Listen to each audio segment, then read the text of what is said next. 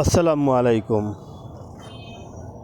আমাদের প্রধান উপদেষ্টা ডক্টর মোহাম্মদ ইউনূস সাহেব তিনি বলেছেন যে উপদেষ্টারা যে বেতন পান ওই বেতন দিয়ে নাকি তাদের সংসারের খরচও হয় না।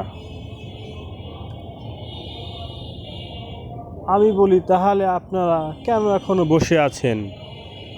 পথ ছেড়ে দেন, তাহলেই তো হয়। এত কষ্ট করে চলার কি দরকার?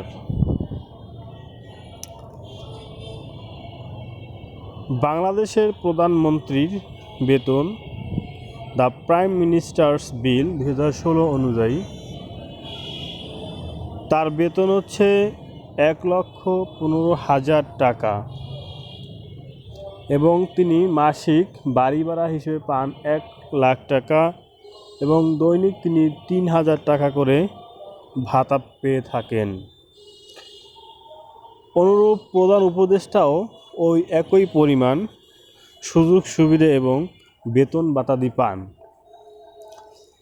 একজন উপদেষ্টা একজন পূর্ণমন্ত্রীর সমান মর্যাদা পান এবং একজন মন্ত্রীর বেতনের সমমূল্য বেতন তিনি পান। একজন মন্ত্রী বেতন পান 1,05,000 টাকা, তেমনি একজন উপদেষ্টাও 1,05,000 টাকাই পাওয়ার কথা এবং তিনি সেটাই পান। তাছাড়া বাসা ভাড়া হিসেবে তিনি মাসে 80,000 টাকা পান। প্রতি বছর তিনি বাড়ির সাজসজ্জা করার জন্য 5 লাখ টাকা করে পান। অতিথিদের আপ্যায়নের জন্য তিনি প্রতি মাসে 10,000 টাকা করে পান এবং তার সম্পূর্ণ চিকিৎসা ভাতা ফ্রি। তিনি সরকারি একটা গাড়ি পান এবং গাড়ির জ্বালানি হিসেবে প্রতিদিন 18 লিটার জ্বালানির মূল্য পান অথবা 18 লিটার তৈল পান। কিন্তু ওই টাকা দিয়েও নাকি তার মাস চলে না, তার সংসারে অভাব অনটন। তিনি নাকি তার ছেলে মেয়েদের পড়াশোনাও করাতে পারেন না। তাহলে আপনি যদি এতগুলো টাকা বেতন পেয়েও আপনার সন্তানদের পড়াশোনা করাতে না পারেন, আপনার সংসার চালাতে না পারেন, তাহলে আপনি মনে করেন একজন রিকশাওয়ালা, একজন শ্রমিক, একজন দিনমজুর, একজন অল্প বেতনের মানুষ তিনি কিভাবে তার সংসার চালান? একজন রিকশাওয়ালা প্রতিদিন হয়তো রিকশা চালিয়ে 500 টাকা ইনকাম করেন, তাতে তার মাসিক ইনকাম হয় সর্বোচ্চ হলে 15,000 টাকা। ওই 15,000 টাকা দিয়ে তিনি বাসা ভাড়া, চিকিৎসা খরচ, ছেলে মেয়েদের পড়াশোনার খরচ কিভাবে তিনি বহন করেন?